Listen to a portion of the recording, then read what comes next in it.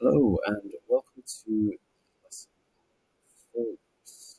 Now, last lesson, what we did was we first explored loops using the while loops. So we built a disco floor just to show the concept, and then we had the bonus activity of creating the laser room. Now, while loops is essentially translated as please computer repeat this task forever. Uh, so just keep going with it. And this is really useful for things like gameplay loops, features in your game that you never want to stop, and they are really useful. What we're going to do today is we're going to focus on a second kind of loop, and this one is called a for loop, and it's a little bit different. For loops are really useful. For loops are essentially you tell them when to stop. So a while loop will run forever, whereas a for loop, you will say, please computer, repeat this task 10 times. And it will then loop over 10 times, repeat 10 times, 20 times, and it'll do it 20 times, and then it will stop. This is really useful in the game for timers and doing things with like a set number of things, like the number of players that you have in the game. If you have 5 players, then you just want to loop over, then you want to create a loop that will loop over 5 times. So what I'm going to do first is I'm going to introduce the concept to you. Then what we're going to do is we're going to build out a little countdown timer, and then our bonus activity here is creating burn damage that will damage the player a few seconds after they have exited the fire. So this is the first one that we're going to do. So I'm just going to show you this. 10, 9, 8. Now, if you put this in the game, what you could have is once this countdown timer finishes, it could then release a monster into your game, or like something could have in the lobby timer before you're going into your main game loop. This is really useful there. This is when you'll be using for loops the most. Now, how do we build them? So what I'd like you to do first of all is please just add a part, add a script to that part, and I'm going to show you how to build this. Now, let's go to the script. Now, this is just the concept. So, how do you build a for loop? Well, first of all, we will need the keyword for. Okay. Next thing that we're going to need is we will need the name of the for loop, or whatever you want to call this. Call it what it's doing. Now, I'm just going to call this test for now, just because I'm just showing you the concept. Next thing that's going to happen is we need the equal sign, because we're naming it, so we want to say test is at, and then how many times it's going to be counting.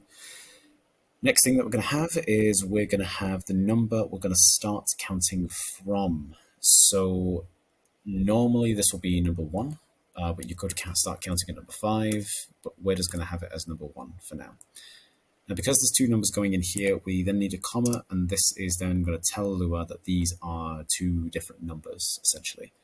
And then finally, we have the number that we're going to finish counting at. In this case, it's going to be number 10. Okay. So this for loop will repeat 10 times, starting counting at number 1 and finishing at number 10. Okay. And then finally, we just need the do keyword. So whilst this is, please computer, repeat this 10 times and do this, whatever you've put inside here. Now, first of all, what we're just going to do is we're just going to print out a little message for ourselves just to see if it's working. So I'm just going to say, hello there, the for loop is working. And then what I'm going to do is I'm just going to stick something on the end of the string, which is just going to be my 2 dots. And then I'm going to put the name of the for loop here. And this will then allow us to actually use the number. So it's going to start at 1 and then it's going to end at 10. So I am now going to run this and we will now see this. Right, so that worked. As you can see, it's gone from hello there, the for loop is working 1 all the way to number 10. However, the same thing happened with our while loop. Loops will machine gun these things out. So what we need to do is to see anything, and especially in your games, you will need to add a wait just at the end, just to slow it down a little bit. So let's run that again. There we go. 10, 9, 8. Below there, 8, 9, 10. There we go. Perfect. So for loop working 1, for loop working 2, for loop working 3, and so on and so forth. That is not working. Now, before we go into this challenge here, your little challenge now is to see if you can make some changes to this script, and then essentially see if you can randomly change the parts color 10 times. Okay, so have a look how you've done that in the while loop, and then see if you can recreate that in this for loop here. So please pause the video now and have a crack at that yourself. I always encourage you to do that. And what we'll do now, if you're joining me again after you've had a crack at this, we will then do this together. So the first thing that we're going to have to do is we will have to bring in the properties of our part. So we're going to make a variable. So local, I'm just going to call this part equals script.parent, like that. Then what we're going to do is we want to make our 3 random numbers. So red, green, and blue. So we have local red equals math.random. And then 2 numbers are going to go in here. So the smallest one always needs to go first, and then the biggest one needs to go second. And the RGB numbers work by going from between 0 to 255. Then I'm just going to grab these because we need 2 more of them. Now, please don't forget to rename these if you're copying them. So red, green, and blue. And then what we're going to do is we're going to grab part, and we're just going to change the color. Equals color 3 dot from RGB. And then inside here is going to go red, green, and blue, like that. Now let's run this. Right, so now as you can see, this is a random color, and anytime I run this, we are getting a new random color, but it is only showing 1 of them, whereas we wanted 10 of them. Now your challenge here is to stop the video, and you're gonna have to figure out why this is. Now have a look at the debugging class. That will then help you out for this. Try and figure out what you would need, what kind of print statements you need to throw in here to essentially see what would happen. Stop the video now and then have a go at that, and then come back and we'll go through it together. Okay, so what we're going to do here is we want to see what is happening here. So right at the top of our for loop, we are going to put in a print statement, and we're just going to put in a little message for ourselves saying, look here. And then just for good measure, we're just going to have a look at the for loop name because we want to see if this is working. Test. There, like that. Now let us run that. Let's see if that works.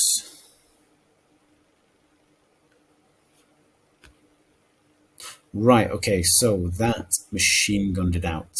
So I have forgotten to add something inside the for loop, which was to slow it down, which was wait and then 1. So let's have a go at this now. There, 1, 2, 3, and then now it's working. Right, so that is how you use a for loop essentially. So what we're going to do now is we are going to make our little timer here. So first of all, let's stop that. Then what you're going to do is you are going to add a part, Control Z. You're going to add a part to this. Let's anchor it. Let's scale it just a tiny, tiny bit. Like that, that'll do. And then what we're going to do here is we are going to add a script because we need that. Before we do any kind of code here, we're going to add something else to this part here. And the thing we're going to add is called Surface GUI. Now, this is going to allow us to project something onto this part here. Now, what we want to add to this is a text. So click on Surface GUI, click on the plus icon here, and then get the text label. Okay. Now, text labels, they often hide from you. So for example, my text labels appeared here. So there are ways of, in the properties, getting it spinning around, but I personally just find it in this case, just a bit easier just to spin the whole part around like that. Okay. Now, first of all, what we want to do before we go into the coding is we want to style the text label so it's filling the whole part. So click on text label. Let us go down to size here. So this is not in Surface GUI, this is in text label itself. Click on size, or you can click on the drop down here. We have X and Y. Delete the numbers that are in here already and type in 1.0. And as you can see, that is now filling the whole space. And then do the same for Y, and we got 1.0, and that's now filling it up. But the text is still quite small. So let's go down to the bottom. Let us go to text size, and then let's increase the size a little bit. So yeah, that'll do. And then finally, what we're just going to do is I just want to change the default text, and then let's call this countdown, like that. Bro. Right, now let us build the countdown. So let's go to the script, let's delete that. And first thing that we'll have to do is we will have to bring in the property information from this part. So local countdown equals script.parent. Now, what I now want to do is I want to create another variable. And the variable that I want to get is the text label here. So the text label lives inside our part here. We've just gotten all the information from countdown. So everything inside this part lives inside countdown. So I'm going to create another variable, and this one is going to be called text. And this one is going to equals countdown, which is the variable we have here, dot surface GUI dot text label. And that will then allow me to work with all of the properties inside text label. What we're going to be doing in this for loop is we are going to be updating the text, because we don't want it showing countdown, we want it showing the numbers that are counting down. Now, in this for loop, so we don't want to be counting up, we want to be counting down. So there's a little change you're going to have to make here.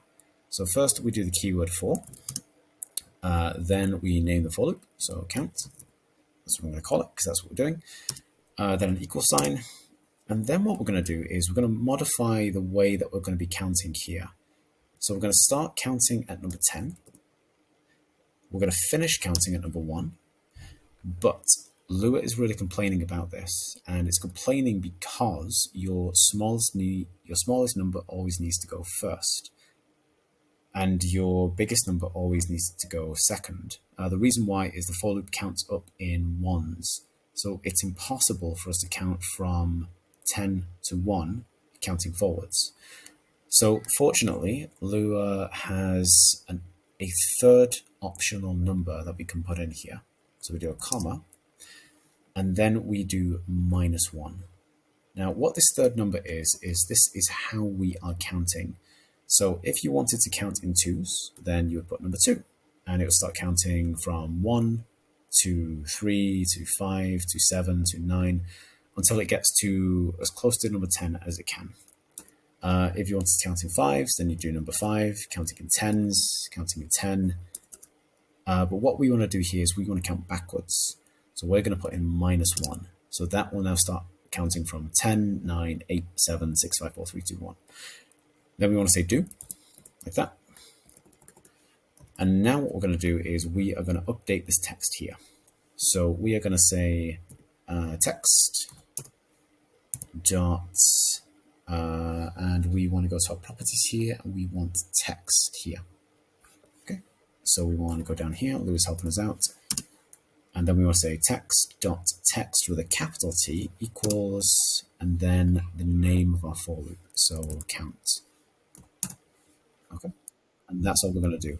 The only thing we need to do now is just add a wait symbol, so it waits 1 second so it doesn't machine gun this out, and then let us test this here. So I'm going to run this now. 10, 9, there we go, it's working.